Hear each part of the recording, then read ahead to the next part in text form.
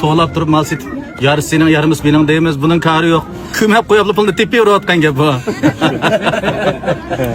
Tabii şekillengen kum. Aka atayin Absalam doktorni aytibdi. Ha, bizniki yani Absalam doktordan so'raydigan, balkim to'rdoshlarning bir net savol bo'lishi mumkin. Buning ichida mush yaqiningizda so'rayotgan savolning biri qum. Yiltizli qum, yiltisiz qum deb ağırlamdı degan savol. Mushunga bir javob bering doktor. Bu kum hazırlık vakitte 4 xil qarıldı. Birincisi seri kum, ikincisi topuluk kum, üçüncüsü kar kum, anadaki dördüncüsü ak kum dep var. Bu ak kum şu asaslığı Janubi Şinjan'da köprek var.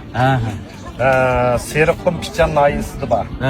Anadaki kar kum, şu Kurpanlıki asaslığı şu Aydınköl, anadaki Çatkal Yelsi, anadaki şu Beşyurt seviyesinde köprek var.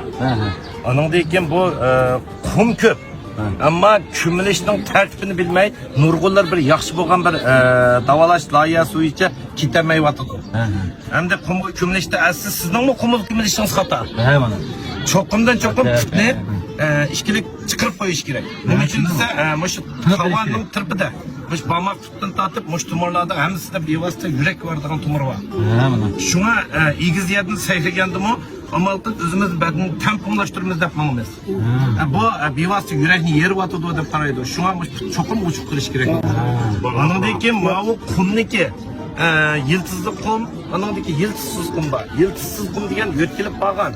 Bir rayonda yeni bir rayon bağını yıldızsız kum buldu. Yıldızlı kum diyen magnet kum buldu. Bu asas cide. Şu etrafımızdaki cide muhiti, ikincisi kök yantaş. Şu iki xil narsadan bir ekvalasida. Bunu nersen gündüzü bilemeyiz.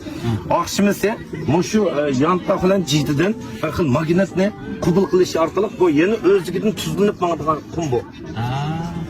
Şuna hem de bunu kumni yıldızlık kum deymiz. Bazıları bir yötkünlük ondan onu yötkünlük etken kumlarını tabii kum emez, yıldızsız kum da kayıtaydı. Bunu hakik yıldızlık kum deymiz.